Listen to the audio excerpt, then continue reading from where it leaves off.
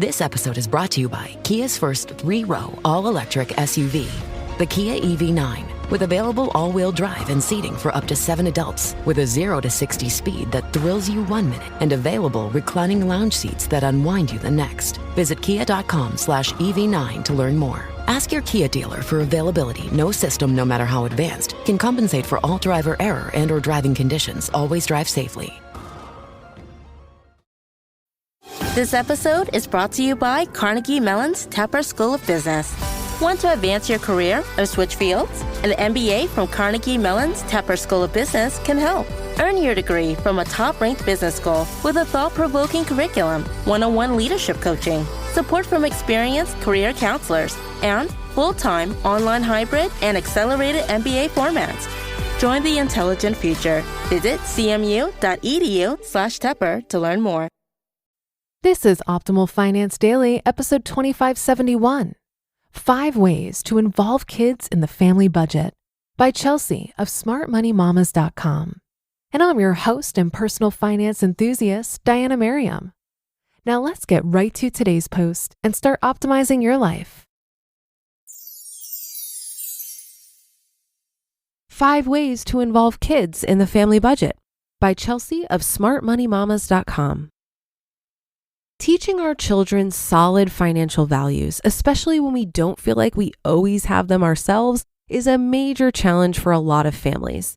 It can be difficult to know what information is age appropriate, where to start, and how to answer the tough questions kids are so good at asking.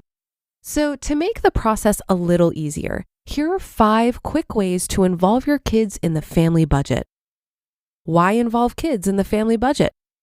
Children have an incredibly difficult time learning by lecture, especially when it comes to money. In a time of credit and debit cards, money has become an even more abstract concept than it was when we were kids. That has made money confusing and mysterious to adults, never mind young kids. The best way to involve your children in the family budget are going to be any methods that get them physically involved. For children, if they feel like a valued member of the conversation and can see and touch your family goals, the lesson is much more likely to sink in. Remember that the default setting for all growing minds is monkey see, monkey do. If we discuss money with our children inconsistently or make it clear that it is an uncomfortable subject for us, the first financial lesson our kids will learn is that money is mysterious and scary. Your 5-year-old doesn't need to know exactly how much money mommy and daddy make. It won't make any sense to them anyway, but they are prepared for more than you think. 5 ways to involve kids in the family budget. Number 1, use cash. Credit cards, if you pay off your full balance every month, are an awesome, convenient tool. But to young kids, it seems like you have a magical card in your wallet that lets you buy whatever you want.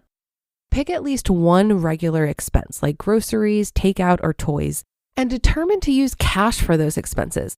Let your child see what $100 is, how much it buys, and how long it has to last. Make money real to them.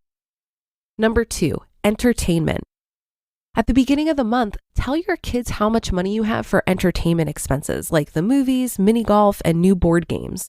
Brainstorm as a family which things you want to do, discussing price and value. If your daughter wants to go to the movies, tell her for the price of a night at the movies, you could do 2 in-home movie nights with pizza and let her choose which she prefers. Fully understanding the idea of opportunity cost from a young age will help her make smarter financial decisions as an adult. Number 3, savings chart. Set a fun family goal like that big trip to Disney and keep a savings progress chart in your home. Each week or month, check in on your budget and let your kids color in more of the chart. This comes back to making money tangible. When you're making discretionary spending decisions as a family, show young kids where abstaining from an expense and saving instead could put them.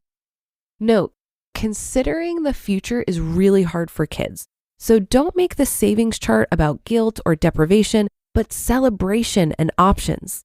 If you decide to give them the choice to go to the movies today or put $50 in the Disney savings, most kids are going to choose the movies.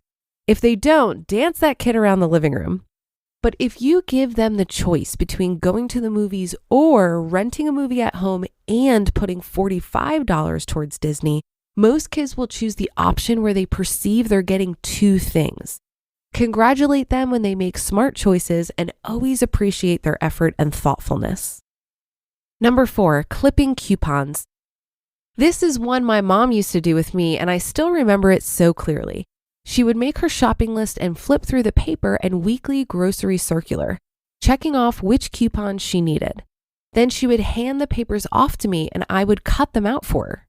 Any coupons we used at the grocery store, we split the savings. And I always wanted to help mom find more coupons and remind her to use them. Today, many families use apps like Ibotta to get cash back on groceries, but you can still put your child in charge of watching the ads and completing the little quizzes to redeem each offer. They can even be in charge of scanning the product barcodes and taking a photo of your receipt. Number 5, comparison shopping. Bring your young kids grocery shopping and give them a budget as you look for each item. Let them search the shelf for the best options. If you have $20 for fruit this week, show them how many apples that is versus how many blueberries and let them help you decide. When shopping for bigger items, explain the difference in the prices and what that saved money could buy you in the future.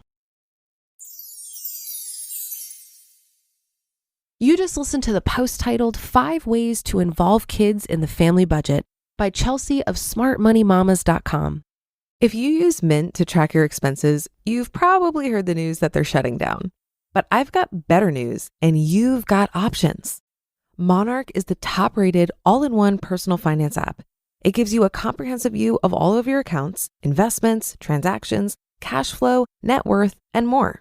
Plus, create custom budgets, track progress towards financial goals, and collaborate with your partner. And now listeners of this show will get an extended 30-day free trial when you go to monarchmoney.com/OFD. I moved from Mint to Monarch earlier this year in an effort to better manage finances with my Midwestern gentleman.